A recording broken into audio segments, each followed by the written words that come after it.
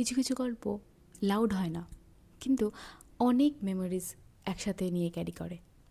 তেমনই একটা গল্প অভিক দত্তের লেখা নিপাদের বাড়ি। Hi everyone, welcome back to my chat. আজকে আমি কথা বলবো একটা খুব সিম্পল কিন্তু ইমোশনালি ডিপ একটা বাংলা বই নিয়ে। এই গল্প মূলত একটা বাড়িকে ঘিরে, কিন্তু এটা শুধু একটা বাড়ির গল্প নয়, অনেক স্মৃতি, সম্পর্ক এবং আনস্পোকেন ইমোশনসের গল্প। এই বইটা ভালো লাগার কারণ হচ্ছে এর সিম্পলিসিটি। কোনো এক্সট্রা ড্রামা নেই, ফোর্স টুইস্ট নেই, কিন্তু তাও একটা সফটনেস আছে। এর ক্যারেক্টারগুলো না ভীষণ রিয়েল, মনে যেন এদেরকে আমরা চিনি, আমাদের আশেপাশেই থাকে, কিংবা কিছু কিছু ক্ষেত্রে আমরা নিজেরাই।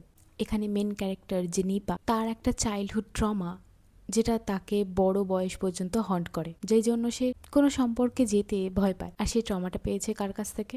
তার একান্ত প্রিয় মানুষ, তার বাবা। এখানে গল্পে নিপা, যার অঙ্ক পরীক্ষার দিন তার বাবা তাদেরকে ছেড়ে তার একটা দূর সম্পর্কের মাসিকে বিয়ে করে, এবং নিপার মা সেগুলো চুপচাপ সহ্য করে, কারণ মেয়ের পরীক্ষা খারাপ হবে বলে। পরে জানতে পারে এবং নিপা ভীষণভাবে ভেঙে পড়ে, কিন্তু বাবাকে যে ভীষণ ভালোবাসে। এবং ওর বাবা ওদের বাড়ি থেকে কিছুটা দূরেই ওর মাসিকে নিয়ে থাকতে শুরু করে। অনেকটা রাগ, অভিমান, ঘেন্না নিয়েও বাবার ডাককে উপেক্ষা করার ক্ষমতা নিপার ছিল না। নিপার এই ট্রমার জন্য যে ওর ব্যক্তিগত সম্পর্কে কত রকম সমস্যার বাধা দিয়েছে, সেটা আপনারা বই পড়লেই বুঝতে পারবেন। বইটা নিয়ে আমার ভীষণ মিক্স ফিলিং আছে। সব চরিত্রের মধ্যে আমার সব থেকে যদি ইমপ্রেসিং কোনো চরিত্র লেগে থাকে, সেটা হচ্ছে নিপার মা।